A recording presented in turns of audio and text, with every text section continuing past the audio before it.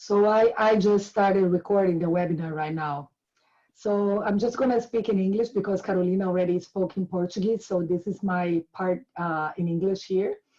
Welcome everyone, good afternoon, and welcome to the webinar of the ADN, Amazon Dams International Research Network, Rede Internacional de Pesquisa em Barragens Amazônicas, e também em espanhol RIRA, Rede Internacional de Investigación sobre Represas Amazónicas.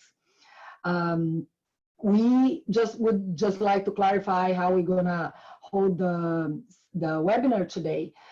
We have had some problems. There are currently some problems with Zoom being invaded by hackers and intruders in Zoom meetings. And so to avoid that, everybody's muted and you're not able to unmute yourself.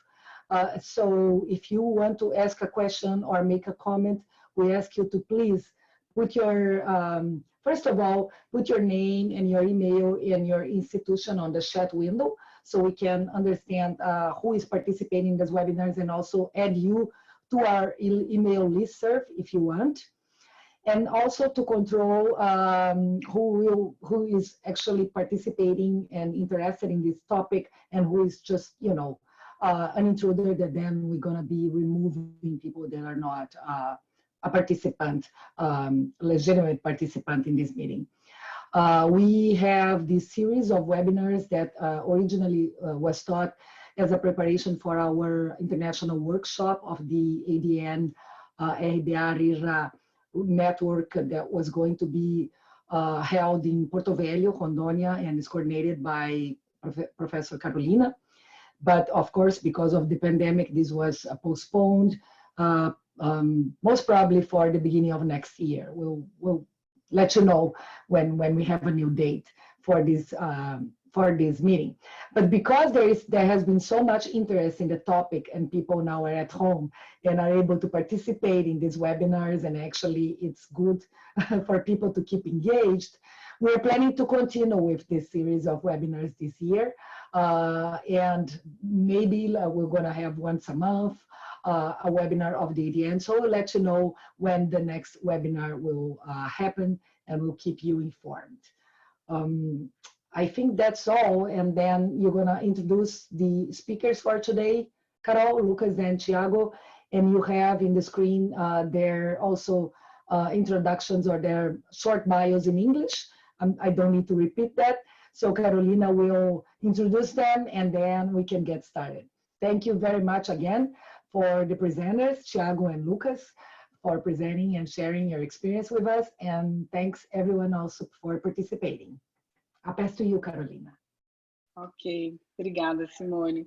Então, vou fazer uma apresentação rápida dos nossos palestrantes. O Lucas Baer, ele é pesquisador na USGS, no Serviço Geológico Americano, vem trabalhando no Centro de Monitoramento do Grand Canyon e tem trabalhado com a questão, ele é economista nessa área ambiental de recursos naturais e com expertise na área de manejo adaptativo e recursos aquáticos e políticas, né, de energéticas e econômicas. E o Thiago, ele recém terminou o doutorado dele, né, parabéns, Thiago, na Universidade de Washington, né, em Seattle, e vem trabalhando também com peixes, né, com a parte de ecologia e conservação de peixes e com alguns tópicos que têm inter-relação com a questão de hidrelétricas, e ele vai falar um pouquinho sobre seus resultados aqui para nós. Nós vamos começar então pelo Lucas. Pode começar, Lucas. It's your time, Lucas. You're thinking again. Thank you. Okay, and I assume everyone can see my PowerPoint. Thank you for having me today. As mentioned, my name is Lucas Baer, and I'm with the Grand Canyon Monitoring and Research Center in Flagstaff, Arizona. And today I would like to talk about some of my work identifying the total economic value of hydropower and implications for adaptive management of rivers. And I'm going to use Glen Canyon Dam as an example to demonstrate how thinking about the total economic value, not only the cost of generating electricity, but emissions could have large implications for how we think about costs of environmental flows and adaptive management of rivers. So we do have, as a program here, the Glen Canyon Dam Adaptive Management Program, a goal for hydropower. Just like we have a goal for every downstream resource that is impacted by the dam. And this goal is to sort of maintain or increase energy generation, load following capability, ramp rate capability, and minimize emissions and costs to the greatest extent practical. While paying attention or considering downstream resources, this is a very large and general goal, which I don't advise necessarily for sort of adaptive management problems. It doesn't allow us to be very specific, but it does provide some direction on what we want to do with hydropower. Although when we think about adaptive management, we don't necessarily think about generating electricity from hydropower as one of the problems or objectives. It's sort of one of the objectives of building mini facilities. For example, in the Amazon, that's the primary objective. On some reservoirs in the United States, hydropower was one objective, but water storage or recreation, were sort of other objectives.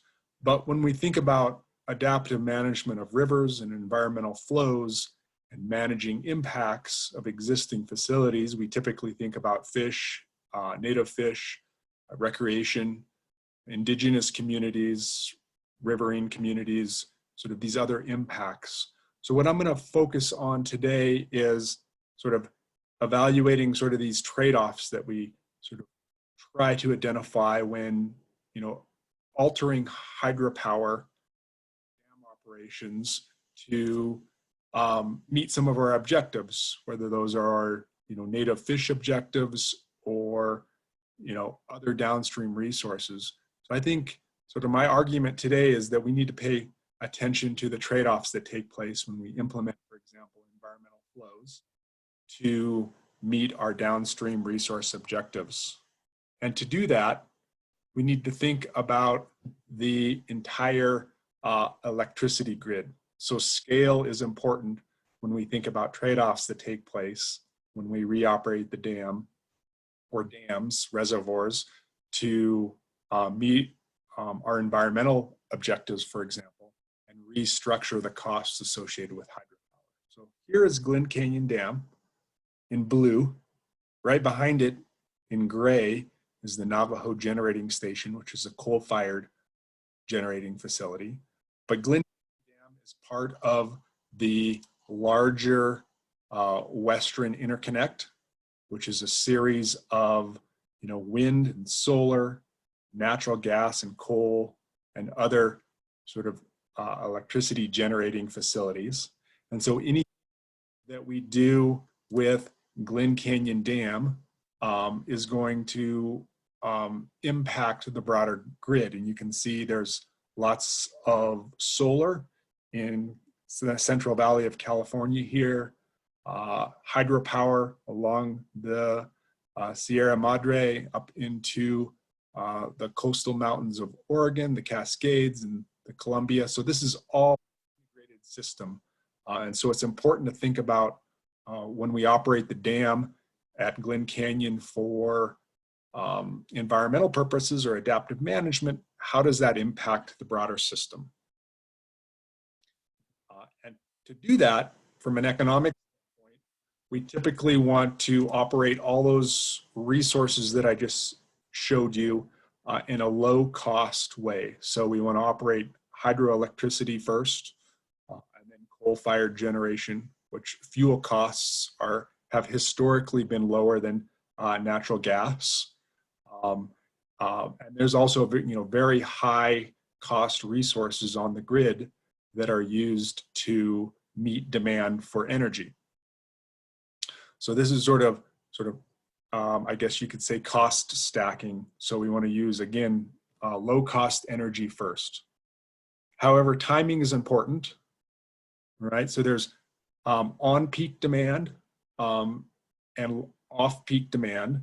And so when we have on-peak demand, that's when we're going to be required to use the highest cost resources like natural gas.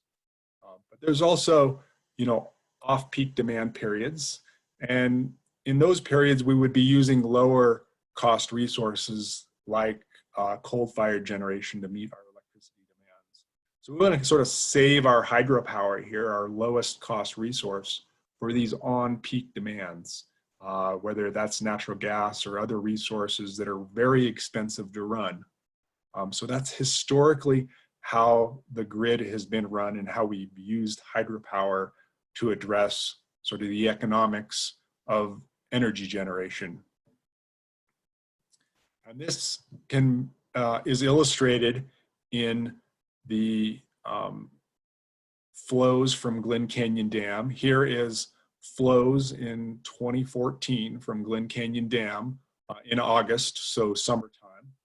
And you can see that there's on-peak periods where they're releasing lots of water to generate electricity to replace those high-cost resources like natural gas. And then there's off-peak periods where flow from the dam is less because they're using lower cost resources to generate electricity when demand is low, during the night. And so that's sort of this load following pattern that has been the historic sort of operation of Glen Canyon Dam. All right, this is about 6 years ago. And so this is how Glen Canyon Dam is operated to maximize the economic value of hydroelectricity production at the dam. However, things are changing quite a bit. Here's that 2014 mark that I was demonstrating where we were load following at Glen Canyon Dam to meet demand in the most economically efficient way. You can see that there's structural changes that are taking place in the energy sector that we need to probably pay attention to. The big change is that coal is declining in use and natural gas is increasing. And this is because of a couple of things. One is natural gas prices or fuel prices have declined in recent years. And because of that, they're building more natural gas capacity. Coal is becoming relatively more expensive, and because of some of the environmental constraints, more coal generating facilities are being retired. So you can see that overall in the Western United States, in the mountain region, we're using less coal and more natural gas. But in the meantime, we've seen an insurgence of utility scale solar and wind. So wind and solar are also increasing over this period. So significant changes since I showed you that load following pattern in 2014. So that doesn't tell the whole picture though, because there's a lot of variation by region. So this is generation resources in California, for example, which is a lot of natural gas and hydroelectricity, with the rest being made up of sun and other renewable resources. But in the Intermountain West, so the mountainous part of the United States, including these, the Colorado River Basin states, excluding California, there's a much different mix. There's a lot of natural gas, there's a lot of coal, with just a little bit of hydroelectricity, wind, and other renewable resources. And so we need to also pay attention to that, sort of the regional mix. As I mentioned, the mix or structure of the electricity section is changing, but natural gas prices are also falling, right? So these are natural gas prices in the Western United States for producing energy, dollars per thousand cubic feet. And you can see that prices have declined over the last several decades. They've declined and they've remained low for some period now. And projections would say that this is going to be the case into the future too. So the next 10 to 15 years, given the natural gas boom in the United States, prices are going to remain low. So what does this all mean for operating Glen Canyon Dam and thinking about experimental flows and adaptive management? Well, the first step is really to estimate into the future what the variable cost of energy generation is. And I picked two resources. These are the most prominent resources in the Western United States or in the Colorado River Basin states, and that's coal and natural gas. And so we can use a production cost model to estimate the variable costs associated with a unit of energy, here a megawatt hour. So coal, based on fuel costs, is just a little over $20 per megawatt hour on average, and natural gas is 40. So even though natural gas prices have fallen in the United States considerably, natural gas is still, from a fuel price standpoint, considerably more expensive than coal, about twice as expensive as coal to operate per unit of energy.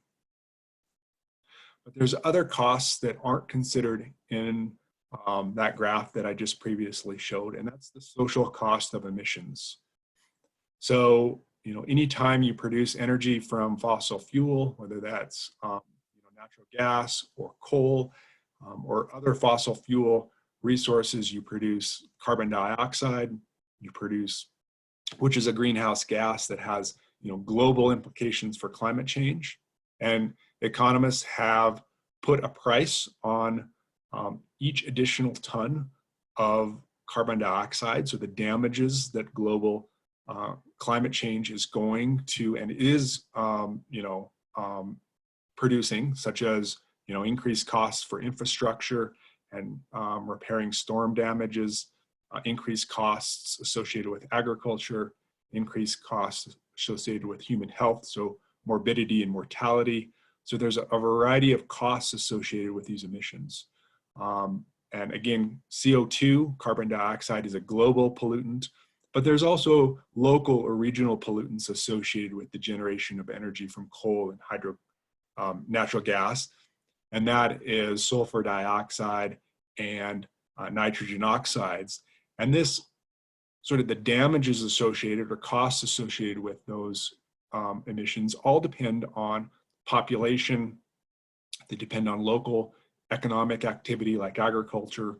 They depend on local atmospheric conditions. And you can see here in the United States, in the upper Midwest, damages from each additional unit of energy generated are relatively quite high. They have a lot of coal-fired generation. There's a lot of people. Atmospheric conditions are such that there's a lot of damages associated with that. So wherever we're producing energy, whether that's at Glen Canyon Dam or in the Western United States, we need to think about these other costs associated with emissions. So if we do that, and we look at our scenario, our context, Glen Canyon Dam and the Western interconnect, and we add these additional costs to our generation resources, you can see that the outcome is quite different. Here we still have coal and natural gas as our primary resources that we use to generate energy. So those are really the trade-offs that we faced. We replace coal or natural gas with hydropower. And we still have the variable costs associated with generating a unit of energy in blue, but now we've added the variable costs associated with emissions. So again, economists have estimated costs associated with each ton of emissions emitted due to whether that's generating electricity or other, economic activity. And you can see that coal is actually much dirtier than natural gas when it comes to emissions generating byproducts. It produces about twice as much carbon dioxide and produces significantly higher amounts of SO2, sulfur dioxide, and nitrogen oxide. So in this situation, you would be much better off replacing coal with hydropower than natural gas if you include all the costs associated with electricity generation. So this leads us to our first hypothesis, that maybe using Glen Canyon Dam as base load generation will reduce total economic costs associated with electricity generation in the Western Interconnect when considering, again, this generation mix that we're faced with, fuel costs, and then also emissions costs. So when we add everything up, maybe we would be better off replacing coal with Glen Canyon Dam electricity than natural gas. So there's also sort of an implicit hypothesis too that Glen Canyon Dam baseload generation, if we were to use the facility in such manner, would also be consistent with improvement in long-term sustainability of downstream resources. So we need to consider this in any sort of modeling or analysis that we would do. And so the methods and assumptions that we use to test this hypothesis are, first, we used Plexos, which is a production cost model, to estimate the variable cost of generation in 2024 under different scenarios. One being an economic dispatch, or that load following pattern that I showed you on previous slides, versus a flat flow, sort of our proxy environmental flow at Glen Canyon Dam. Now, there's no proposed flat flow taking place at Glen Canyon Dam in the future, but there's other environmental flows that have been proposed, flows to improve water temperatures for native fish, flows to reduce recruitment of sport fish below Glen Canyon Dam to protect native fish. So we wanted to use sort of just a general proxy environmental flow to demonstrate whether we should or should not be considering emissions, for example, when we evaluate environmental flows or adaptive management at Glen Canyon Dam. So once we ran these two different scenarios, we looked at these external carbon dioxide costs or changes in these carbon dioxide costs and costs by region associated with the change in sulfur dioxide and nitrogen oxide. Again, following the optimization runs in the cost production model. And then the final sort of big assumption that we made is that we are assuming that power capacity requirements are met across scenarios. So anytime we change operation of a large facility like Glen Canyon Dam, we change hydroelectricity production, we want to make sure that we're still following within sort of the requirements placed on the grid, because if we don't, this would incur additional costs. We would need to find additional resources to replace the lost capacity based on our changes in our operation at Glen Canyon Dam. So we use these methods and assumptions to look at various different electricity sector futures in 2024, sort of a business as usual or best case scenario, or not best case, but sort of what we would expect to occur. And then looked at different conditions in 2024. What if natural gas prices were lower or higher? What if we added additional solar to the system? So here are the results from our modeling exercise, this sort of basic set of assumptions. So we looked again at 2024 at what would the changes be if we just ran Glen Canyon Dam in the traditional load following or economic dispatch sense, versus what if we ran Glen Canyon Dam with flat flows based on volumes that were released in any given month.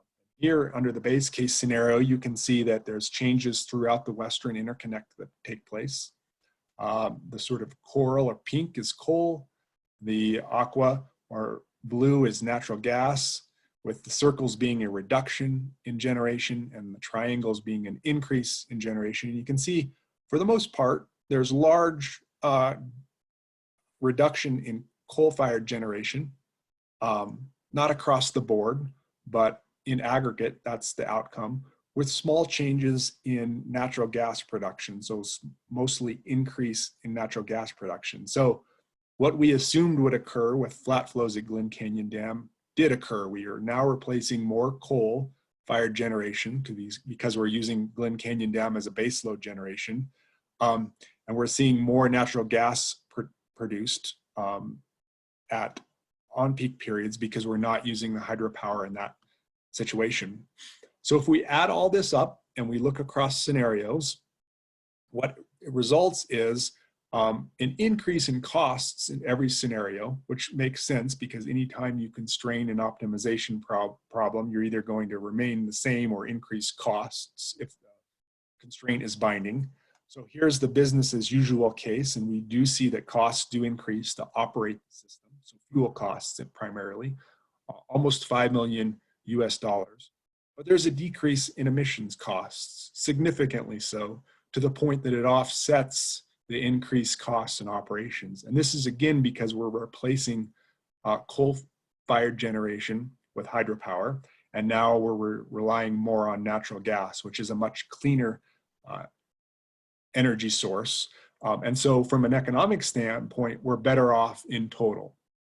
Now, this is the only case that occurs. In the other scenarios that we look at, high natural gas prices, low natural gas prices, or increased solar, we see a variety of responses, but in total cost increase. But, you know, historically, we have not incorporated, for example, emissions costs in our environmental flow sort of trade-off assessments here at Glen Canyon Dam. And those have significant implications for sort of either decreasing our total costs or even in some scenarios, increasing those costs significantly. So what are the conclusions from this work? Well, structural changes in the electricity sector are altering the role of hydropower and how costs associated with environmental flows might accrue. We've kind of demonstrated that by including emissions and paying attention to changes in generation resources. Total economic costs of our proxy environmental flow are significantly different when emission costs are included. Right? You saw in those different scenarios, in some scenarios, depending on what sort of conditions we find in the power sector in the future, environmental flows can have significantly more costs or significantly fewer costs when we include emissions. And what I find most intriguing and applicable to other regions, including the Amazon, is that decisions we make today in the electricity sector expansion, so building more capacity, whether that's additional natural gas, solar, or wind, and where we place these facilities, you know, will have an impact on the role hydropower plays in the sector and what the costs are associated with environmental and adaptive management of rivers. So you saw that when we added solar in Arizona, that changed the cost structure associated with our proxy environmental flow at Glen Canyon Dam. So if we were to add more wind or other resources in different regions, that could also have an impact on how costs are you know, accrued into the future. With that, I'll conclude, hopefully on time. Now we go to Thiago. Bom, olá a todos. Meu nome é Thiago. Todo mundo está me ouvindo? Ouvindo? Sim? Meu nome é Thiago. Eu acabei de terminar o doutorado na Universidade de Washington e eu queria agradecer o convite em participar do webinário aqui. Eu sei que tem muita gente com backgrounds bem diferentes, línguas diferentes. Eu vou tentar falar mais devagar também. E qualquer dúvida a gente pode conversar ou eu posso tentar explicar de novo em outra língua ou com outras figuras, em outras línguas, tudo de novo. Né? Então é só perguntar qualquer coisa, depois que acabar, que a gente volta em qualquer assunto. Então eu vou seguir o que o Lucas iniciou, né? Sobre uma análise de trade-offs. Mas aqui eu vou trabalhar com a questão do planejamento estratégico de futuras construções de barragens, né? E eu foco aqui nas pequenas hidrelétricas, que isso aqui é parte do meu doutorado, né? Um dos capítulos. Então vamos seguindo. Então, quando a gente fala sobre hidrelétricas, muita gente já pensa em empreendimentos gigantescos, né? Mas o assunto aqui hoje serão a expansão das pequenas hidrelétricas. Essas pequenas hidrelétricas, elas estão expandidas em muitos lugares do mundo E elas são essencialmente hidrelétricas que geram menos eletricidade e que são projetadas para operarem em rios menores. Então, eu chamei aqui de as pequenas hidrelétricas de PCH, né? Elas são classificadas de acordo com a potência. Então, no Brasil, quando você tem até 30 megawatts, essas são classificadas como pequenas hidrelétricas, mas ainda tem outras definições menores de pequeno, que inclui micro e pico. Aqui no Brasil, a gente tem a CGH, que antes era até 1 megawatt, agora é até 5 megawatts. Então, tudo que é menor do que o que é classificado como pequeno, eu chamo de pequeno aqui, e aí eu estou chamando de PCH. Não é o termo mais correto, porque aqui também está incluindo as CGHs. Mas então, PCH vai ser equivalente a pequeno e to SHPs. People also call SHPs. E aí a pergunta é, quão pequeno são esses impactos? Essa foto aqui eu tirei no campo que eu fiz no Rio Uruguai, e essa barragem aqui é classificada como pequena, de acordo com as regulamentações brasileiras. Então, tem uma série de questões a serem debatidas, né, em relação à sustentabilidade dessas pequenas. Uma delas é até mesmo em termos de definição, como a gente define o que é pequeno. Mas nessa apresentação eu vou focar em um trabalho específico que eu fiz que se refere ao crescimento no número dessas PCHs. Então, na proliferação, né? Então, principalmente nos efeitos comuns. Eu sugiro aqui essas duas leituras. Uma delas também foi parte do doutorado, né, que é uma revisão global sobre o assunto, sobre as pequenas hidrelétricas, e a gente aborda ciência e política ambiental. E aí também tem um artigo que saiu recentemente da Simone e outras pessoas que fazem parte da rede, que também é muito interessante sobre o assunto. Então, o foco agora vai ser impactos cumulativos. E aí outras questões a gente pode debater, se alguém tiver alguma dúvida.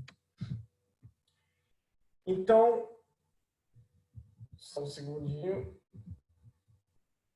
Então, as PCHs, elas estão se expandindo rápido no Brasil, o que é um reflexo de uma série de incentivos governamentais que começaram a ser implementados no fim dos anos 90 e ganharam mais força no início dos anos 2000.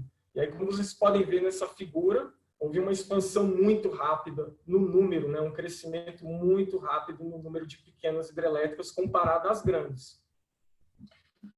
Só que, apesar das pequenas hidrelétricas representarem 80% do número total de empreendimentos hidrelétricos que a gente tem no Brasil, elas geram apenas 5% da eletricidade do país. Então, isso traz algumas questões para a gente questionar sobre eficiência, né? Será que vale a pena investir em tantas hidrelétricas? E a gente também tem que começar a pensar em termos de impactos ambientais. Por exemplo, essa situação gera uma proliferação, essa proliferação gera uma situação de alerta, já que milhões de pessoas no Brasil dependem diretamente da pesca interior e, particularmente, no que se refere às espécies migratórias de peixe, né, que estão no topo da lista em termos de preferência para consumo, né, culturalmente há uma preferência para consumo de espécies migratórias e também em termos de valor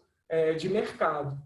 E as espécies migratórias também são geralmente, né, estão entre os grupos de peixes mais vulneráveis aos barramentos, justamente pelo isolamento de trechos críticos, né, hábitats críticos para fechar o ciclo de vida das espécies. Então, duas perguntas gerais desse estudo. Quais são os impactos ecológicos cumulativos das PCHs na conectividade fluvial e como elas se comparam ao das UHS. UHS aqui representam as hidrelétricas classificadas como grandes, que estão em menor número, mas produzem mais energia. E uma segunda questão é uma boa estratégia investir em tantas PCHs para cumprir demandas futuras de energia? Isso como uma estratégia nacional? Então, mais especificamente, nesse estudo, a gente compara o efeito cumulativo das PCHs e UHS atuais e futuras na conectividade fluvial dos rios brasileiros. A gente quantifica a perda de conectividade na área de distribuição de espécies migratórias de peixe, a fim de identificar espécies mais vulneráveis às PCHs. E a gente também, para finalizar, explora esses trade-offs entre conectividade fluvial e geração de energia, para informar o planejamento estratégico de futuros empreendimentos. Então, por esse estudo, a gente adotou como métrica de conectividade um índice que se chama Índice de Conectividade Dendrítica, ou DCI. O DCI representa a probabilidade de um organismo ser capaz de se mover livremente entre dois pontos aleatórios de uma rede de drenagem.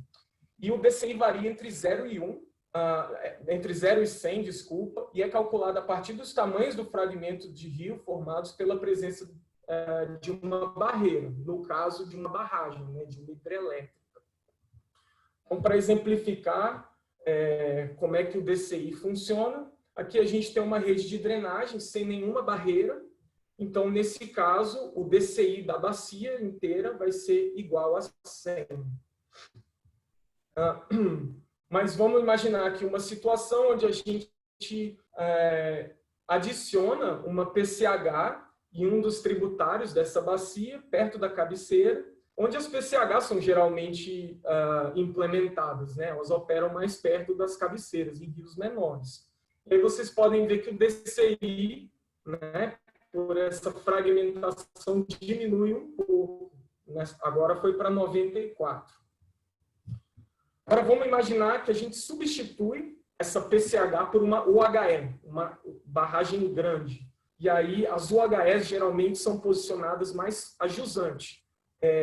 E aí, como vocês podem ver, o tamanho dos dois fragmentos, nesse caso, fica mais balanceado.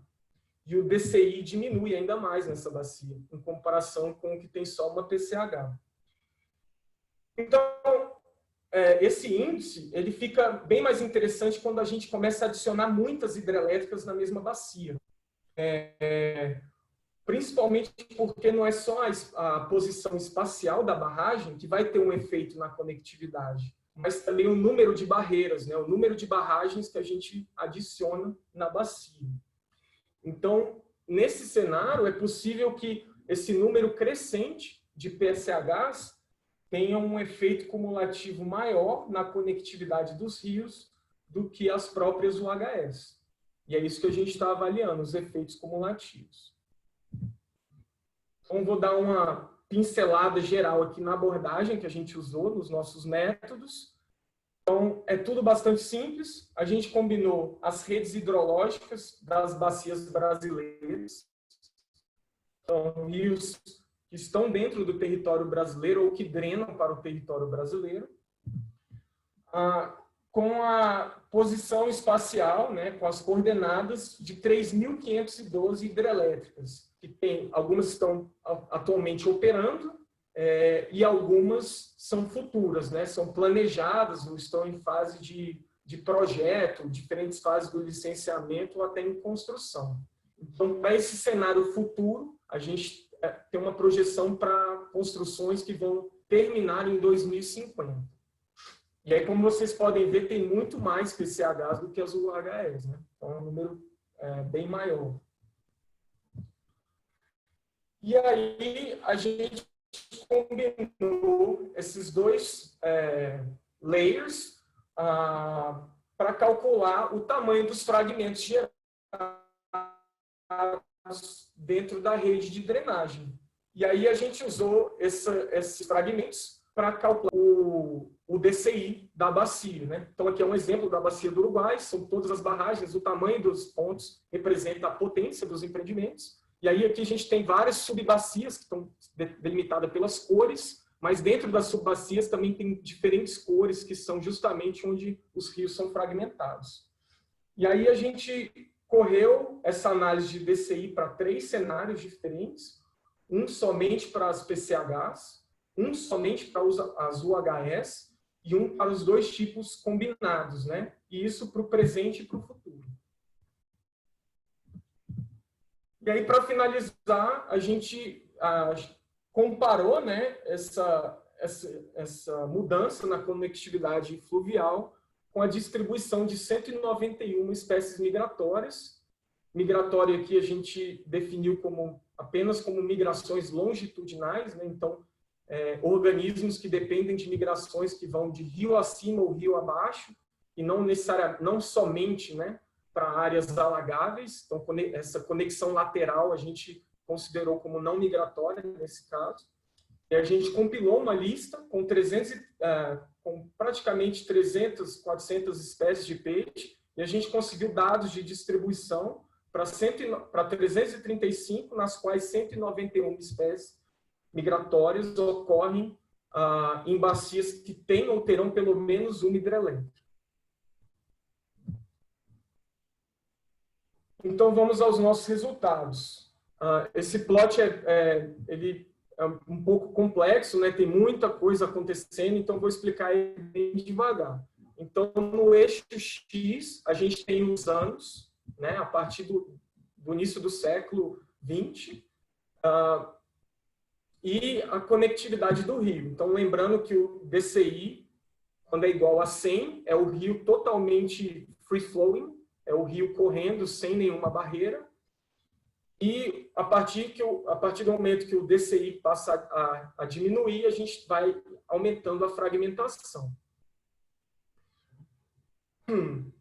Então, cada linha desse plot, vamos às linhas coloridas primeiro. Tem as linhas vermelhas. Cada linha vermelha é uma bacia hidrográfica brasileira, uma das bacias, né? Então, são mais de 1000 bacias que a gente incluiu na análise. E apenas para as PCHs. Já as linhas azuis são cada bacia, né? Apenas para as UHS. Então, mostrando um pouco da variação que a gente tem nesse histórico de fragmentação. E as linhas pretas representam as médias. Então, como vocês podem ver, houve uma redução média 4 vezes maior para as PCHs do que para as UHS. E é interessante notar que essa queda acentuada na fragmentação ocorreu principalmente após os anos 2000, que seguiu aqueles incentivos para as pequenas hidrelétricas.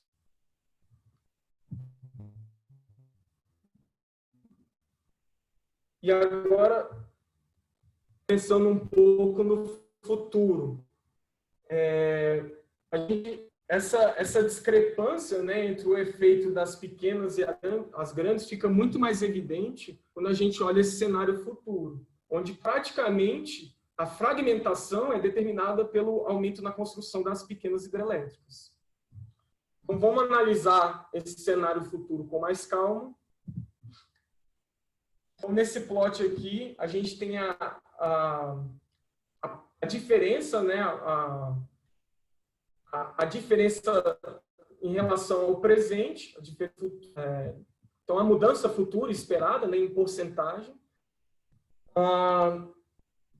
E aí aqui é possível enxergar que as diferenças entre o presente e o futuro, né, em termos de DCI para PCHs e UHS, ela é muito mais evidente para as pequenas hidrelétricas. Então, nesse plot aqui, cada círculo representa uma bacia e a gente tem esses 3 tratamentos, né? PCHs, UHS e as duas combinadas. E aí a porcentagem da mudança na conectividade. Então, a redução média do DCI apenas por PCHs é 5 vezes maior do que por UHS, ou vai ser, né, 5 vezes maior do que por UHS. E, desculpa, eu não falei, mas as barras pretas representam as médias.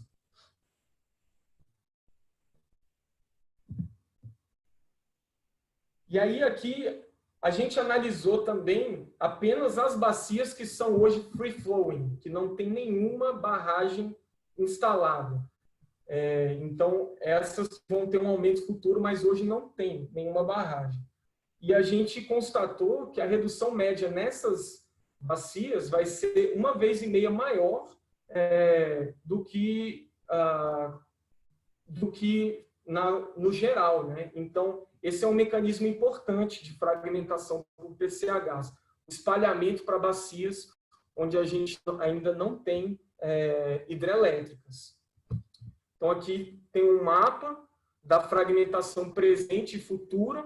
Então, esse quadrado, né, que tem várias escalas de cores, ele é o inverso do DCI. Então, 0 nesse caso é free flowing, nenhuma barragem, e 100 nesse caso vai ser totalmente fragmentado. Então, os tons de vermelho indicam as PCHs e os tons de azul indicam as UHS. E aí o roxo seria uma mistura entre essas duas cores, né? Algo no meio do caminho. Então, como vocês podem ver, a fragmentação por PCHs é mais amplamente distribuída pelo território brasileiro em relação às UHS. Isso já é assim e isso vai se intensificar ainda mais. Então, a gente nota que no cenário futuro vai ter um aumento muito grande da fragmentação por PCHs em algumas bacias, como a bacia do Uruguai, bacia do Paraná e algumas bacias costeiras, que são historicamente mais fragmentadas, mas está havendo também uma expansão, tanto de PCHs quanto UHS, mas vai ficar mais evidente das PCHs em direção às regiões centro-oeste e norte. Então, nas bacias do Alto São Francisco, Alto Tocantins, bacia do Alto Tapajós. Então, o Tapajós vai ter muitas PCHs planejadas, então tem rios como Juruena, né? Alguns tributários como Cupari, Juruena, do Tapajós, que vão receber muitas PCHs, e a fragmentação, né, a perda de conectividade desses rios vai chegar a quase 80%. E aí, voltando para os peixes, a gente constatou que 2/3 das espécies migratórias ocupam bacias que serão mais fragmentadas no futuro por PCHs do que por UHS. Isso inclui 16 espécies ameaçadas de extinção pelo Livro Vermelho do Instituto Chico Mendes e 13 espécies de alta importância econômica. Por exemplo, essa espécie aqui de Bricon, um matrinchã, ele vai ter 60% de perda futura de conectividade na sua área de ocorrência, né, nas drenagens que ela ocorre, apenas por PCHs. E é uma espécie endêmica dos rios Mucuri e São Mateus, entre Minas Gerais e o Espírito Santo. Então, é esperado que vão ter efeitos muito severos em algumas espécies. Um deu além.